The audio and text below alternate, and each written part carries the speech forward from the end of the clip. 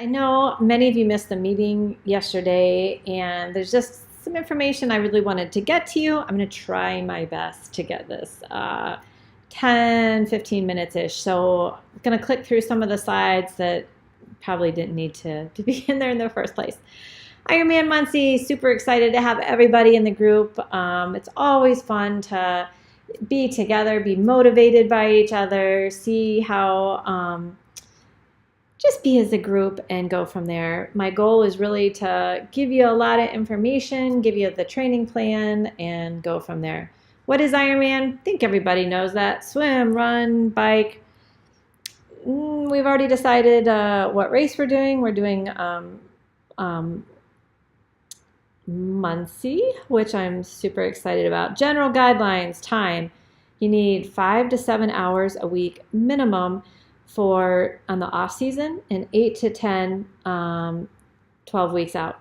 So when we get closer, we need to do more volume and longer training because we're training for, an 8-hour event. How long is it going to take you? Well, it depends who you are. So the winners will probably do it right at 5 hours, a little under, a little over of the age groups, I should say, not the pros. And then when you look at how long the cutoff is, 8 hours and 30 minutes. That's the official cutoff. There's ways that you can actually be out there longer and still finish the race, still get the medal, still cross the finish line, but maybe not be an official finisher. The official time clock, or the race goes on 8.5 hours after the absolute last person gets in the water. So if you're the last person to start, which is your choice, then you really do have just 8 hours and 30 minutes. But if you start a little above that, gives you a little buffer. We'll talk more about cutoffs as the progresses, but you can see here, look at the last finisher. She did 3:47 half marathon. That comes down to maybe 18, 19-minute miles, something like that. And I imagine that, that's a lot of people's plan is to walk that. So there's nothing really fast about half Ironman unless you're in the top of the age group. What does it take? Other resources. We just talked about the time, the money. I'm not sure where the hell I got $200 as a race entry. It's definitely more than that. You've got your hotel. You absolutely have to have a road bike.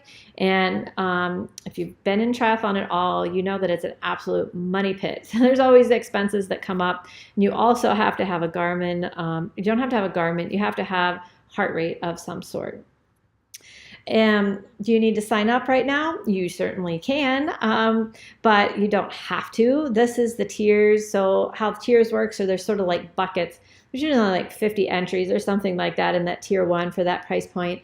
And then the tier 2 is probably 500, and tier 3 is probably 500, and then tier 4 is there. So if tier 3 does sell out, I would definitely think about it. There's nothing worse than training for a race and then it sells out and you can't race. Many different ways to go about a half Ironman. Do you want to be self-coached, a coached athlete, or part of a training group? Wanted to just sort of speak of the differences and to make sure that everybody has, the right expectations of what they're getting and why. Hopefully, why that's possibly the best thing for you. Self-coached athletes, definitely the majority of athletes out there are self-coached, at least 50%, I would say. Some probably know a lot more than a lot of coaches, and they take the time to learn and really analyze their data and read every single thing. That definitely is not necessary. Then you have sort of all the way to the other end of the spectrum would be someone who doesn't even, maybe just owns a Timex watch and does time and then just runs and bikes and swims when they feel like it. And then, most of the people are sort of halfway in between. They've purchased a training plan or done something like that. As far as a coached athlete, to tell you a little bit more about myself and what I do, I coach professionally for a living. When I started coaching, I said, I cannot believe coaches charge so much. I will never charge more than $50 a month. There's just no reason to until you start doing this for a living. I am traveling to England to go to a coaching summit. I just finished one on muscle oxygenation last week. I fly out to Boulder all the certifications. Like it just costs, I have a full, an office that I cover the expenses. And then of course my time, which is, there's not much left even for that when you cover all of those expenses. So that's why you're paying so much to a coach, not just purely based on their experience level. As far as my experience level, I think my first Ironman was in 1999. I've been racing almost 20 years, and I believe that I just did my 20th 70.3. I've also gone to Worlds 3 times for Ironman 70.3. As a runner, I've qualified for Boston multiple times, and I think I've done about 15 marathons. And then as far as coaching certificates, I'm a USA Masters coach. I'm a USA Triathlon coach, a USA Cycling coach.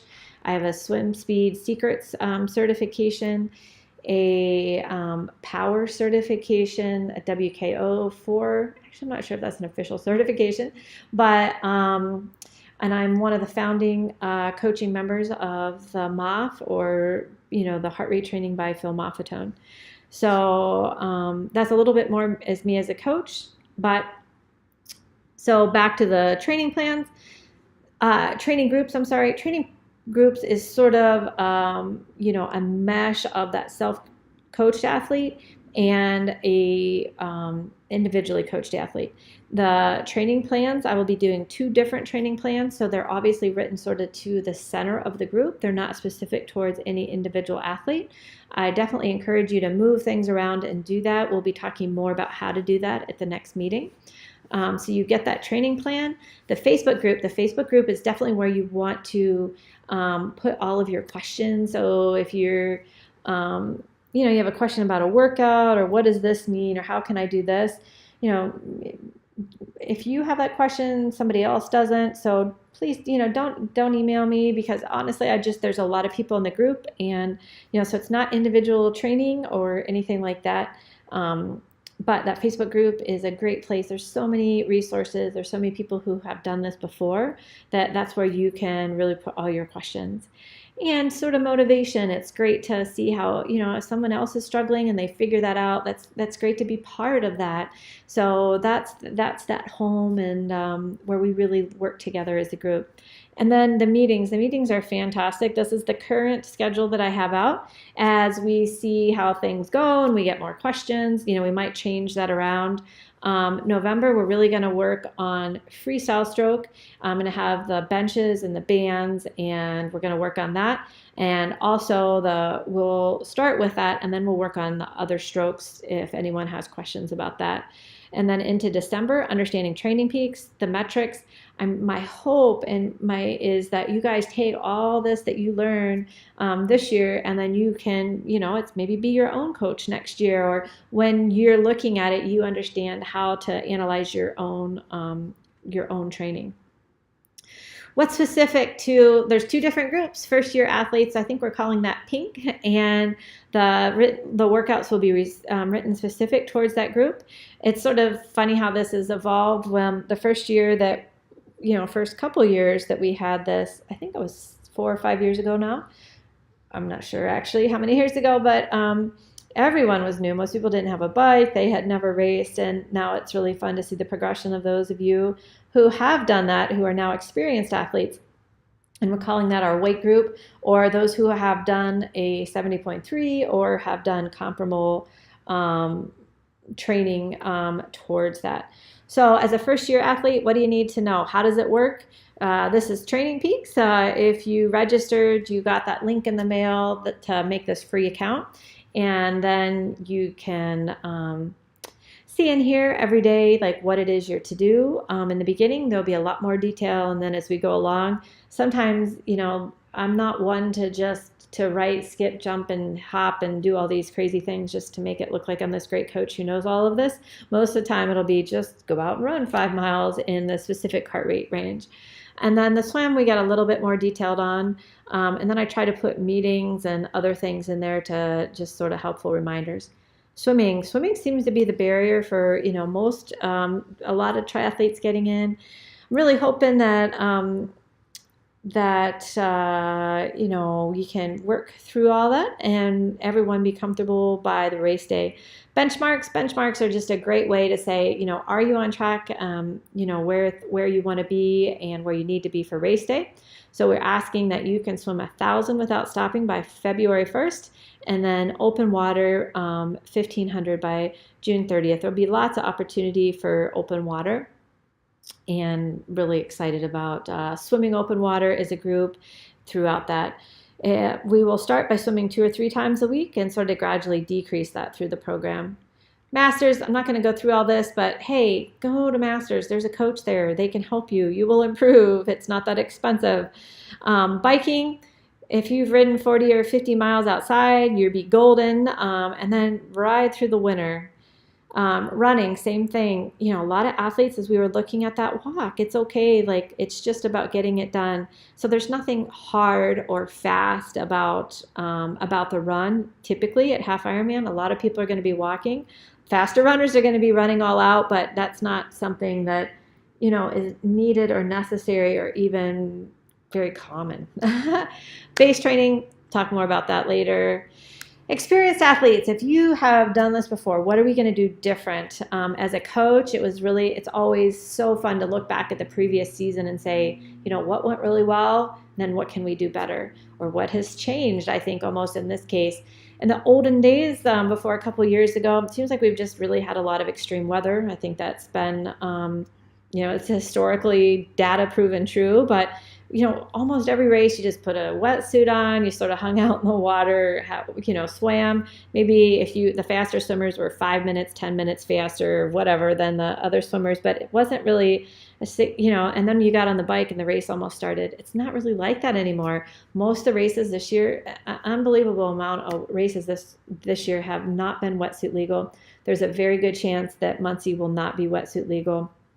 So, and then they've been rough. Even the smaller lakes have just been crazy, crazy swims. The swim that I just did this weekend, they had to shorten it because it wasn't even safe for the boats to be out there. So that's sort of the change and the evolution. So how can we really take that to the next level? So for those of you who are strong freestyle swimmers, we're really gonna focus on backstroke, breaststroke, and fly during this off season. I'm really excited about this. I was always one of those athletes, for those of you guys who know me, who just get in and swim freestyle. It's been really fun to learn something different. And I think the benefits of this are just so overwhelming. Feel the water. When we do that same freestyle motion over and over, we sort of get used to the feel of that. But now, you know what, let's take that backstroke. You're feeling that different way. You're understanding how you can feel that water a lot more. You also, you learn a different sport. Don't even bring a watch to the pool because it's so different. We're doing mostly drills. We're doing a lot of kicking. And when you think of the race, we didn't used to kick that much because we wore wetsuits all the time. Well, that's really going to change. So we're going to do a lot more kicking. And, during season, we never did that much kicking. It's always felt like it sort of took something away from your run or your bike. Well, guess what? In November and December, we're not taking anything away from anything. So we're going to really work on improving your kick. Decreasing injury. The great thing about doing a lot of backstroke, for instance, you're utilizing different muscle groups, those auxiliary muscle groups that are strengthening all the smaller muscles, around where your freestyle is. So that's have different options. Being able to breaststroke on a really rough swim can be like a game saver. And if you don't do breaststroke, it can be really hard on your IT bands and other things. Another thing, break out of your box. Like triathletes, we tend to be these hyper-focused, box only, I need to improve, I need to do more. Well, sometimes if we sort of expand that a little bit, we can really improve. Dynamic power zones, this is really fun. So I'm going to do a different PowerPoint, I think, on this of why we do this, but power is really sort of a new concept and a new language and a new way of understanding and quantifying what we're doing and how we're doing it. We've gotten to this sort of habit in this box of doing everything on our FTP, or functional threshold power, which is our 20-minute power. Well, what does that say compared to everything else? So we'll do zone 1 is this, zone 5 is this, and blah, blah, blah. But what we're really finding, I think one of the best examples is, I hope Holly wouldn't mind that if I said this, I don't think she will. Most of you guys know Holly, fantastic athlete, who we're so lucky to have in the group. We were at the training center. She's like significantly smaller than me, right? She's a lot smaller than me. She's been a competitive swimmer, which is all, 30 minutes, 30-second, 2-minute effort, something like that. And then, coming into triathlon. So our FTPs are maybe 100 different, but yet our 1-minute power, I think she's higher than me, right? So to think that we're going to do all these workouts based on that one number, one of us is getting robbed at the other end. So we're really going to do these time tests with other intervals. Back to everybody together. What can we all do? Consistency is key. Just keep running, keep biking, and keep swimming. Periodization. Love this sort of concept. I think a lot of self-coached athletes come to me and say, how can I get better? And I look at their training, and every Monday and Friday they're swimming, and Tuesday they go to this master's class, and they do this 1-hour class. And it's like they do the same thing all year long, but yet expect to be different during one point of the year. Periodization is really that systematic planning of training. The goal is to reach your top possible performance at the best time of year.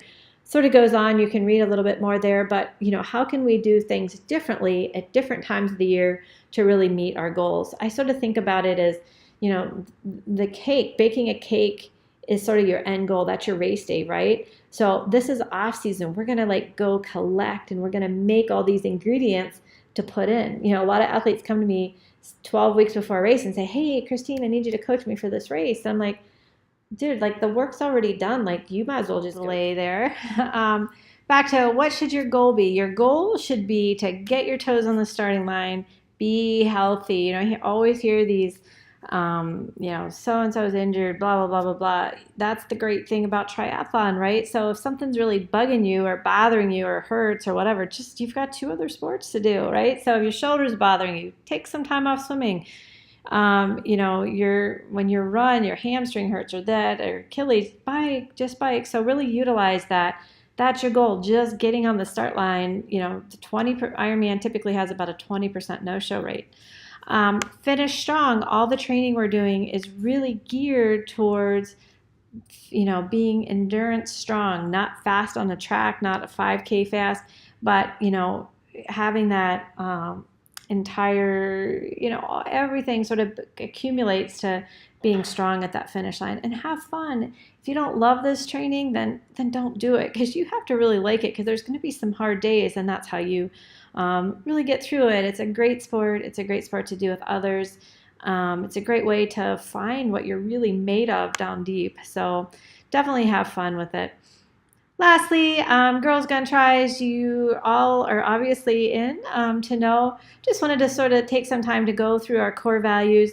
This is what's really important to us as a group. We're about empowering women. So we always want to make sure that we, as a group and as individuals, all represent what we all truly believe. Sometimes, you get lost in the details or the stress of the sport. So we always come back to, equality and diversity, inclusion, kindness, gossip-free zone. Everything we do is a gossip-free zone, a judgment-free zone. We're respectful of all abilities, all efforts, all results. We're team players. We're passionate, independent, positive, balanced, with everything going on, and we educate ourselves. So that's really what Girls Gone Try is about, and that's who we are and what we want to be. So thanks so much for taking the time to listen, and look forward to seeing you guys all soon.